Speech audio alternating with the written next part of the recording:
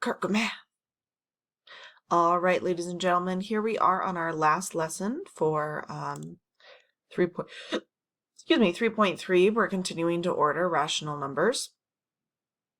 Now that we have learned how to kind of convert them and place them on number lines, we're going to be given a bunch of different rational numbers, and we're going to order them on a number line by converting them into the same format, whether it's decimal or fraction. So we are comparing these numbers here. We're going to place them on the number line in order to order them from least to greatest. This is a bunch of people who have gone biking, and this is their time above or below the average number of minutes. So whatever the average is, the group, they're either above the average or below the average. So Joseph is below the average by 4/10, so -4/10. Maria is above the average by 2. And again, these are minutes. That's 4/10 of a minute. This is 2 minutes. Bella is above the average by 1 minute and 7/10. Justin is below the average by 1 minute and 2/10. And BJ is below the average by 1 minute and 4/5. Okay, so we need to put them in order from least to greatest. So we know that our negatives are going to be our smallest numbers. So let's start with those first. Now, like I just said, I can't just compare these numbers the way they are. I have to, even if I'm just doing it in my head, I have to convert them to either decimal form or fraction form so that I can place them on my number line. And it's up to you what you want to use. If you are more comfortable with fractions, then turn them all into fractions. If you are more comfortable with decimals, then turn them into decimals. For our sakes, I'm going to do this color right here, decimals. And then I'll do this again, and let's do green, and we'll do it by converting them to fraction form. So I'm going to do it twice, okay? Oh, let's get that purple back. Okay. All right, so first we're going to do decimals. So -4/10 is already changed, so we're going to leave that as is. -4/10 here. We're just looking at the negatives right now. -1.2 is also already in decimals, so we're going to leave it as is. We're going to change this one. So we should remember from yesterday's lesson that 1/5 is the same as 2/10. So if I have 4/5, that would be 2/10 times 4, which is 8/10. So this is going to be -1 and 8/10. Now, another way you could have done it was to take 4/5 and times by 2 to turn it into tenths. Okay? Okay, so we've got our decimals here. Now we're going to look at our positive number. We're going to take our 2 and turn it into a decimal, and we're going to take our 1 and turn it into a decimal. And this one's easy because 7/10 as a decimal is just 0.7. All right, so now that I have my decimal form, so again, we're going to now highlight these decimals in light blue so you can see them a bit easier. I need to place them on my number line. So remember, the larger the negative number, the farther it is to the left on the number line. I currently have my number line divided into fourths. So we know that this is -1.5, this is -1.25, and this is -1.75. So based upon that, my first number is going to go here, -1.8. Then I can place this number here, -1.2. That's going to go just in front of -1.25. Then I've got my single number 4. So again, this is -0.5. And I'm going to place that about here. Then we've got our whole numbers. So if I'm moving up, the next largest number would be 1.7. So again, this is 1.5 and this is 1.75. So it's going to be just in front here. And then my final one is 2.0. So now I can order them from least to greatest. It's going to be, here, I'll list them over here. We're going to be BJ with negative 1.8. Then it's going to be Justin with negative 1.2. Then we will have Joseph with negative 0.4. Next will be Bella with 1.7. And then finally we will have Maria, who's at 2.0. So this is going least to greatest. All right. I just did a lot of work with my things. I turned my fractions into decimals and I placed them on the number line. Let's go ahead. I'm going to erase the work that I just did, and we're going to do it again. Well, I can try to do it in fractions. I think we need to erase the number line or else you can't see it. So we're going to do it again, but we're going to do it with fractions this time. So I'm going to erase this so that you guys can see. Keep your notes, and you can keep your notes on your paper. Don't erase it. And you can either add it to it. This is the fraction version, or at least you can watch me and see, and then you can decide in the future which one you want to do. So actually, okay, I'm going to try to keep the same. I'm going to try to keep the green up and all the other stuff up just so we can see the comparison. All right, sorry for the confusion. So we're going to turn this into a fraction, 4/10. So remember, again, we know this right here. 1/5 is 2/10. So if I do 4/10, I'm doubling, right? This is times 2. So therefore I would times 2 here. So 1/5 doubled is 2/5. So that's one way to do it. Another way to do it would be to say, well, I know that it's 4, or this is negative.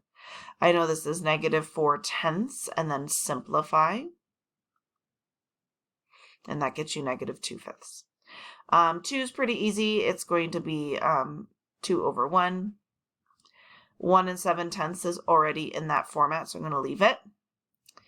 2/10 we know is 1/5. And then 1 4, this one's already in there as well, so we're going to leave that. Okay, so let's highlight in a different color. Let's do yellow. My fractions will be with yellow and green. So here's my fraction. Here's my fraction. All of these yellows we're going to place on the number line. So again, I know that each of these are fourths, right? This is 1/4, 1/2, 3/4, and 1/2. So when I go to place my things, I can compare them to fourths to figure out where they belong. Okay, so let's start with negative 2/5 here. Negative 2/5. I'm in my negatives. This is negative 1/4. This is negative 2/4. And negative 3/4. So negative 2/5. Well, I might actually have to divide my number line into fifths. That would be more like 1, 2, 3, 4 maybe. So if these are fifths, 1/5, 2/5, and these are negatives, 3/5, 4/5. So negative 2/5 again would be right here. Okay, same spot as before, it's working out. 2, same thing. We're going to put our 2 over here. 1 7/10, so negative 1 and then 7/10. We would have to kind of think of our everything as tenths. 1, 2, 3, 4, 5. 1, 2, 3, 4, 5. So 1 7/10. Oh, this is positive, sorry.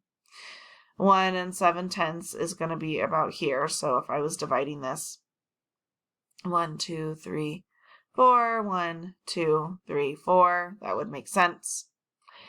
And then I have a negative 1 1/5, so that's why we've got this dot right here. I'm a little off on that with my previous one. And then negative 1 4/5.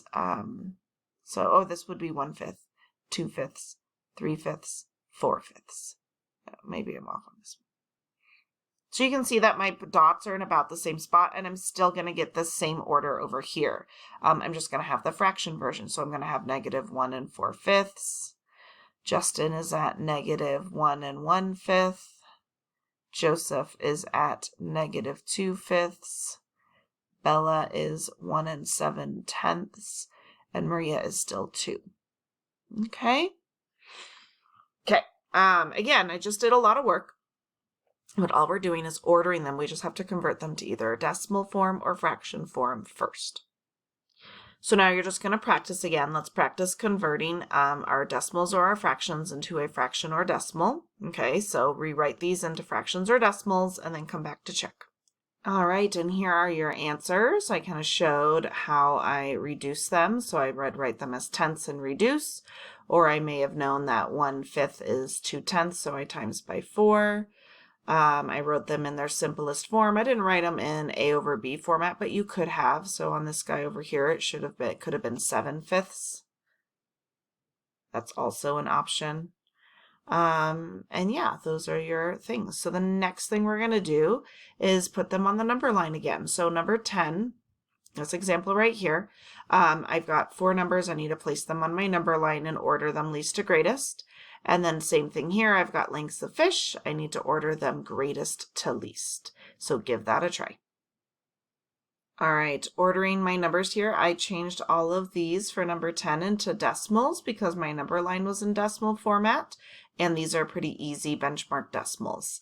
Once I changed them, I plotted them on my number line, and then I wrote them in order from least to greatest as asked.